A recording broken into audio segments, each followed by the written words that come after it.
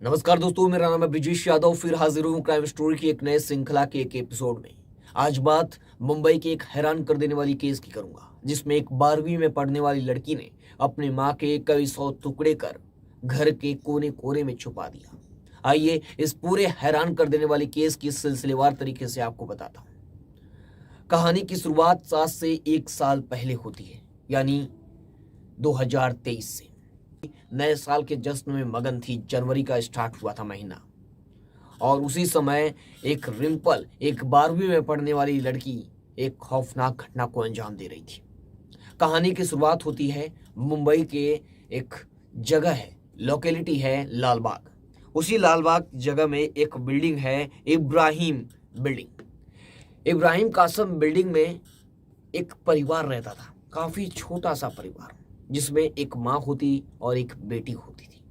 माँ का नाम वीना जैन, और जिसकी उम्र लगभग 50 से 56 साल के बीच है, और एक उनकी बेटी है जिसकी उम्र 20 से 25 साल होगी, जिसका नाम है, उस बेटी का नाम है रिम्पल जैन, माँ का नाम वीना जैन। ये दोनों घर के अंदर रहते थे और काफी लंबे समय से इस इमारत में रहते थे। इब्राहिम कासम बिल्डिंग में वो लगभग 21-22 साल से रह रहे थे वो लोग, पूरा परिवार। और इसी बिल्डिंग में जब वो लोग आए थे तो इसके पिता की मृत्यु हो गई थी 20 साल पहले। तो ये दोनों माँ बेटी अकेली रहती थी और घर का खर्चा चलाती थी और गुजर बसर करती थी। बेटी पढ़ती थी, इसी साल 12वीं ड्रॉप आउट हो गई, यानी 12वीं पढ़कर पढ़ाई छोड़ दी। अब सब कुछ सामान्य चल रहा था। अब इसके एक मामा भी थे, यानी इसकी माँ के भाई। अब वो हरदम इसकी माँ से कांटेक्ट करते थे, यानी अपनी बहन से वो बात करते थे, हालचाल लेते थे। कुछ पैसों की ज़रूरत है या कुछ भी, जो भी ज़रूरत पड़ती थी, वो मदद के लिए हमेशा आगे रहते थे, क्योंकि उनके पति की मृत्यु हो चुकी थी और एक लड़की भी थी और घर भी चलाना था।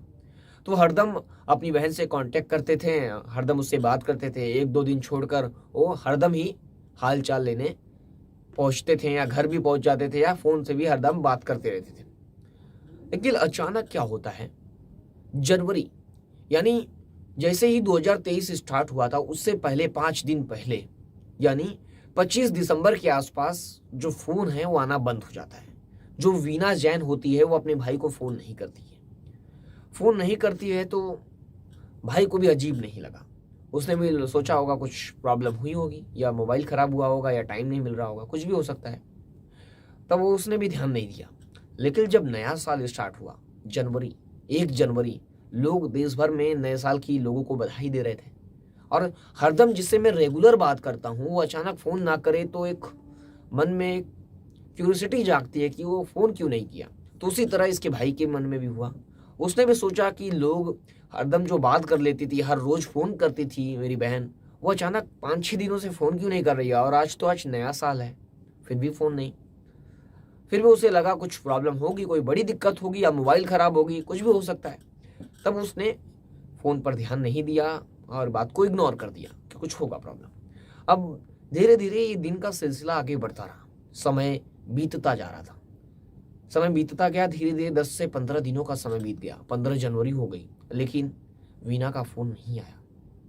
अब उसका भाई घर जाकर, यानी अब घर जाने की सोचा, तो तुरंत वहाँ मुंबई के लालबाग के इब्राहिम कासम बिल्डिंग पहुंचा, जहाँ उसकी बहन रहती थी अपनी बेटी के साथ। अब जब वहाँ पहुंचा तो वहाँ पर दरवाजे पर ही रिम्पल मिल गई, यानी उसकी बेटी, वीना की बेटी, यानी उसकी भतीजी। जब वो मिल गई तो वो उससे पूछने लगा कि मेरी बहन या तुम्हारी माँ कहाँ पे है। तो वो बोले कि माँ तो अभी सोई हुई है, कुछ काम है। तो वो चला जाता है, यानी वो किसी तरह वो बहाना करती।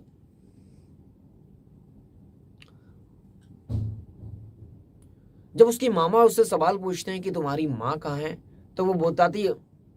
जब उसकी मामा घर पहुंचते हैं अपनी बहन को देखने, यानी उसकी माँ को, तो वो रिम्पल बाहर ही मिल जाती है, यानी रिम्पल अपने फ्लैट के बाहर ही मिल जाती है। तो रिम्पल से पूछते हैं, तो उन्हें कुछ अंदेशा नहीं था। तो वो रिम्पल से पूछते हैं कि मेरी बहन कहाँ है या तुम्हारी माँ कहाँ है। तो वो बताती है कि माँ तो अभी बाहर गई है। तब वो कुछ समय वेट करते हैं और वेट करने के बाद चले जाते हैं, लेकिन उनको उनकी बहन वीना नहीं मिलती है। धीरे धीरे समय बीत गया, 1 महीने का समय बीत गया। अब फरवरी लग गया, फरवरी का महीना, फरवरी 2023। अब वो भी प्रयास करते रहे कि कांटेक्ट हो, लेकिन कोई कांटेक्ट नहीं हो रहा था। वो जब फिर वापस सोचे कि घर जाकर अब देखना चाहिए, फिर घर आए, वीना के घर आए, लेकिन वीना फिर नहीं मिली। वहाँ पर रिम्पल मिली और रिम्पल बताने लगी कि माँ तो बाहर घूमने गई हैं और कुछ समय आई थी, आराम की और फिर चली गई हैं, बाहर चली गई उत्तर प्रदेश या जगह जगह वो बहाना बनाती थी और फिर वो हताश होकर चले गए। अब धीरे धीरे 2 महीने का समय बीत गया। अब मार्च का महीना लग गया। अब मार्च के महीने में अब ये लोगों को कुछ गड़बड़ी लगने लगा। उनको ये लगने लगा कि हमारी जो बहन है वो इग्नोर क्यों कर रही है। उन्हें तो ये लगता था कि उनकी बहन उनसे मिल क्यों नहीं रही है। उनके मन में कई सवाल थे, लेकिन उनकी बहन तो उनसे मिलती नहीं थी कि वो पूछें।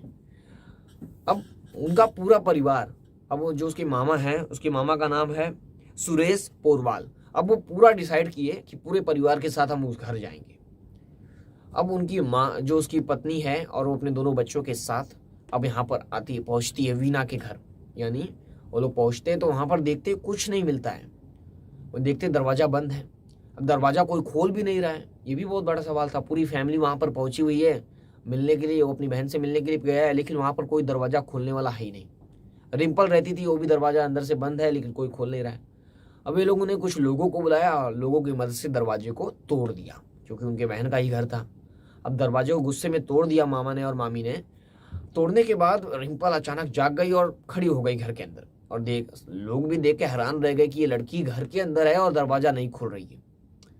लोगों को हैरानी लगी। अब लोगों को तुरंत एकदम गंदी बदबू आने लगी।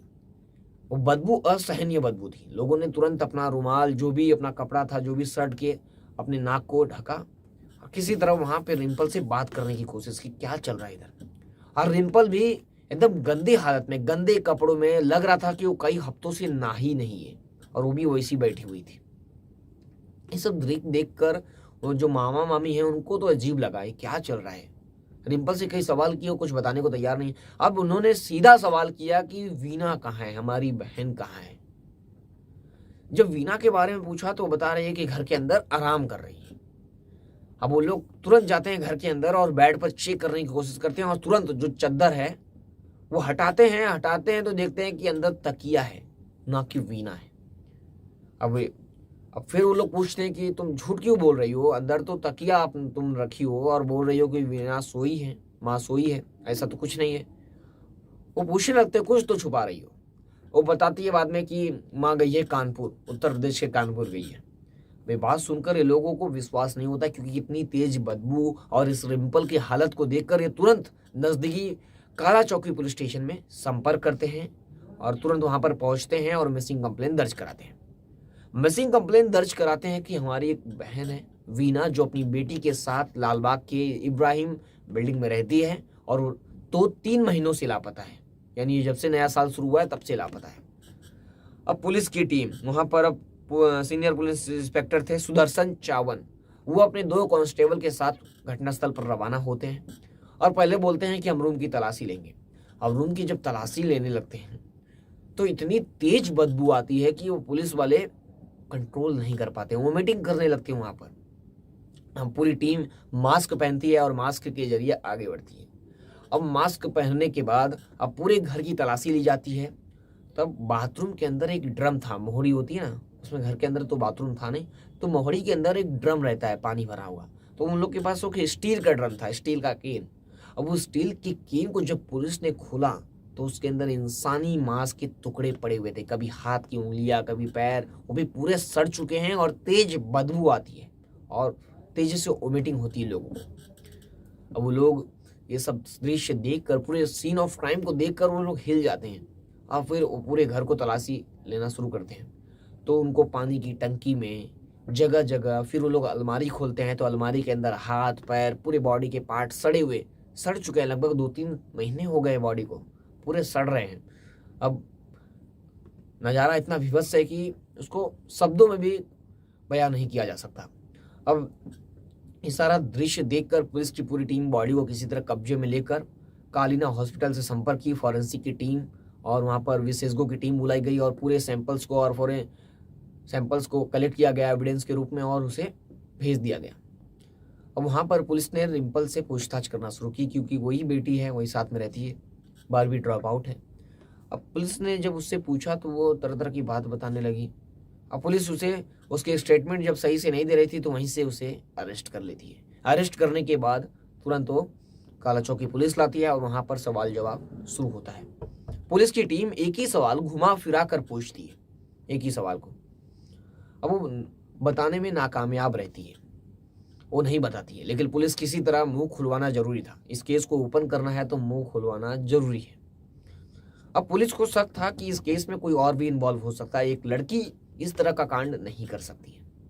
अब पुलिस की टीम वापस घर जाती है। एक पुलिस की टीम इससे पूछताछ कर रही है और एक पुलिस की टीम फिर एविडेंस कलेक्ट करने गई।